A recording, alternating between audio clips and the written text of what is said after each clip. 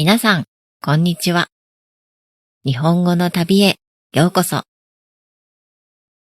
この動画では、日本の文学作品を朗読しています。100年くらい前の作品が多いので、昔の言葉や難しい言葉があります。それらを簡単な言葉に変えて、聞き取りやすいようにゆっくり読みます。すぐに物語を聞きたい人は、概要欄の目次をクリックして先に進んでください。また、読むスピードが遅いと思う人は、YouTube の設定で好きな再生速度に調整してくださいね。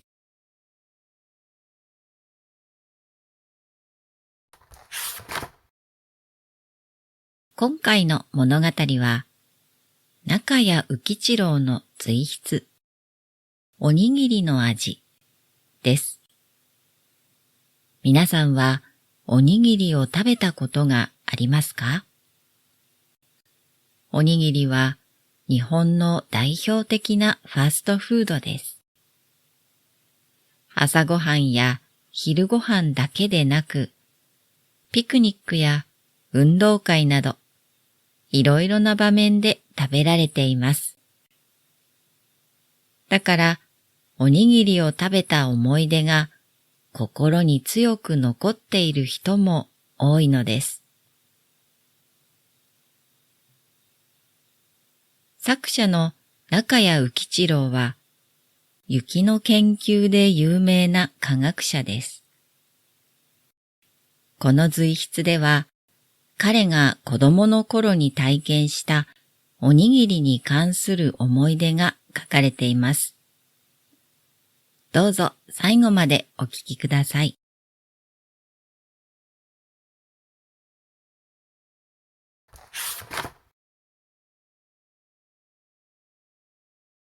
おにぎりの味。中谷宇吉郎。おにぎりにはいろいろな思い出がある。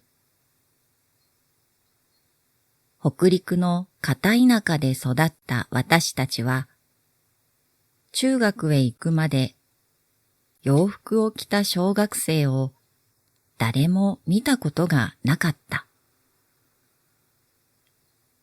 紺がすりの着物にすり減った下駄。雨が降る日はいぐさで作った美濃帽子をかぶって学校へ通う。街灯やレインコートはもちろん、傘を持つことさえ、小学生にはとても贅沢なことだと考えられていた。そういう土地だから、おにぎりは日常生活にかなり直結したものだった。遠足や運動会の時はもちろん、お弁当にも時々おにぎりを持たされた。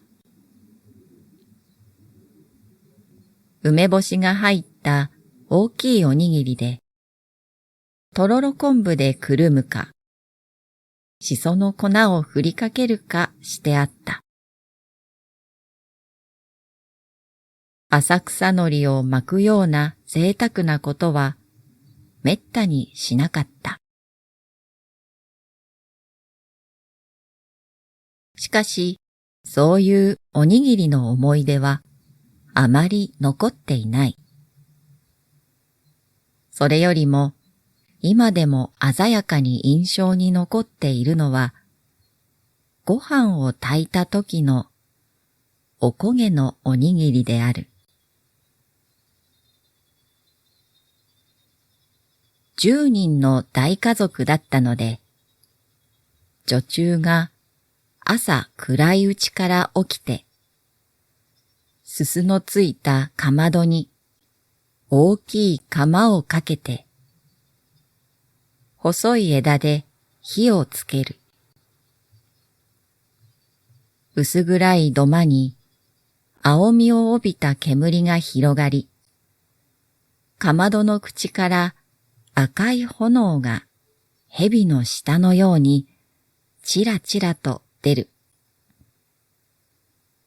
私と弟は時々早起きをして、このかまどの部屋へ行った。おこげのおにぎりがもらえるからだ。ご飯が炊き上がると、女中が釜を持ち上げ、板敷きの広い台所へ持ってくる。釜の外側には、すすが一面についているので、それについた火が細長い光の点線になってチカチカと光る。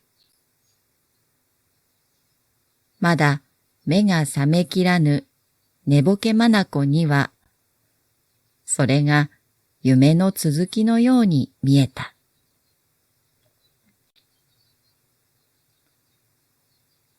やがてその火も消え、女中が蓋を取ると、真っ白い湯気がもうもうと立ち上がる。炊きたてのご飯の匂いがほのぼのとお腹の底まで染み込むような気がした。女中は大きなしゃもじで山盛りにご飯をすくい上げて、おひつに移す。最後のおこげのところだけは、上手に釜の底にくっついたまま残されている。その薄いきつね色のおこげに、塩をパラッと振って、しゃもじでぐいっとこそげ取ると、いかにもおいしそうなおこげが取れてくる。女中はそれを無造作にちょっと握って、小さいおにぎりにして、さあ、と言って渡してくれた。香ばしいおこげによく効いた塩味。この熱いおにぎりをふうふう吹きながら食べると、炊きたてのご飯の匂いがむせるように鼻をつく。これが今でも頭の片隅に残っている50年前のおにぎりの思い出である。その後、大人になっていろいろおいしいものを食べたが、幼い頃のこのおこげのおにぎりのような温かく健やかな味のものには二度と出会ったことがないような気がする。都会で育ったうちの子供たちは、おそらくこういう味を知らずに過ごしてきたに違いない。一遍教えてやりたいような気もするが、それはほとんど不可能に近いことであろう。おこげのおにぎりの味は、学校通いに傘を持つというような贅沢を一度覚えた子供には、リアライズされない種類の味と思われるからである。